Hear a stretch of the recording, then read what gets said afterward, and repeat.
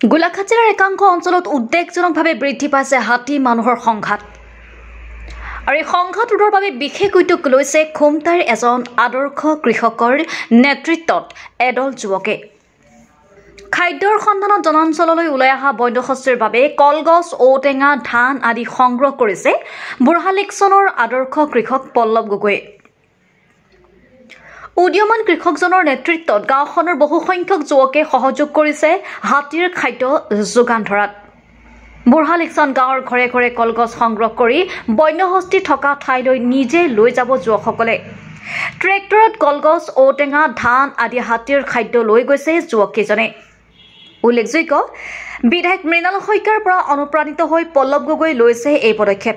হাতীৰ সন্ত্ৰাস ৰোধ কৰিবৰ বাবে আন লোকসকলকো বন্যহস্তীৰ খাদ্য যোগান ধৰিবলৈ আহ্বান আদৰ্শ কৃষক পল্লৱ গগৈৰ।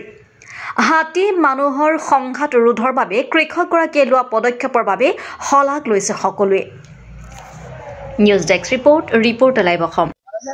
যেহেতু প্ৰথম কথা ক'বলৈ গ'লে আমাৰ খুমটাই সমষ্টিৰ সন্মানীয় বিধায়ক মৃণাল শইকীয়াদেৱ আৰু তেখেতৰ পুত্ৰ বৰুৱাহান শইকীয়াই যি এটা হাতী মানুহৰ সংঘাত কমাবৰ বাবে মহৎ উপদেশ হাতত লৈছিলে আৰু সেই উপদেশ হাতত লৈ যিহেতু কল দিয়াৰ এটা সিদ্ধান্ত লৈছিলে আৰু সেই সিদ্ধান্তত এদিন ময়ো গৈ দেখা পাইছিলোঁ যে তেখেতে যেতিয়া এজন বিধায়কে হাতত দা লৈ কল কাটি গাড়ীত উঠাইছিলে আৰু তেতিয়া মোৰ মনটোত এটাই হেৰি লাগিছিলে যে তেখেতে পায় আমি কিয় নোৱাৰোঁ। গতিকে আমি এটা সেইদিনাখনে মনত স্থিৰ কৰিছিলোঁ যে আমিও এনেদৰে ধৰক তেখেতৰ কামৰ সঁহাৰি জনাই আৰু তেখেতৰ আদৰ্শত অনুপ্ৰাণিত হৈ আমি কল দিয়া সিদ্ধান্ত লৈছিলোঁ। তাৰপিছত আজি সেই সিদ্ধান্তৰে আমাৰ বুঢ়ালেকচন গাঁৱত আমাৰ যিখিনি বুঢ়ালেকচন ক্ৰীড়া সন্থাৰ সদস্য লগতে গাঁওবাসী আৰু মানে সকলোখিনি ওলাই আহি মানে গোটেইখিনি একত্ৰিত কৰি আমি আজি এই কলখিনি কাটি নি আমাৰ থোৰামুখৰ যি ফৰেষ্টৰ অফিচ আছে অফিচৰ ফৰেষ্টৰ অফিচাৰৰ লগত কথা পাতি আমি বাবাসকলক তাত দিয়াৰ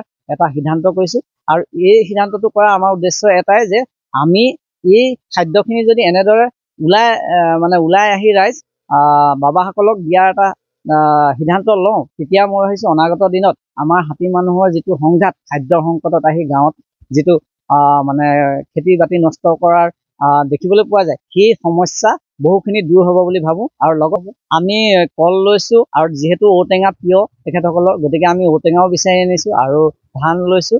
এইখিনি লোৱাৰ এটাই উদ্দেশ্য মানে আমি এইখিনি দি তেখেতসকলক যাতে এই খাদ্যখিনি খাই তেখেতসকলে আমাৰ মানে অসুবিধা নিদিয়ে কোনোদিন, আৰু সেই আশা কৰিছোঁ। আৰু মোৰ লগতে সকলো ৰাইজলৈ এটাই অনুৰোধ থাকিব যে সকলো ৰাইজে এনেদৰে বিধায়কৰ এই যি মহৎ কামটো তাৰ সঁহাৰি জনায় আৰু দলে বলে ওলাই আহি সকলোৱে কল দিয়াৰ ব্যৱস্থা কৰে, খাদ্য দিয়াৰ ব্যৱস্থা কৰে।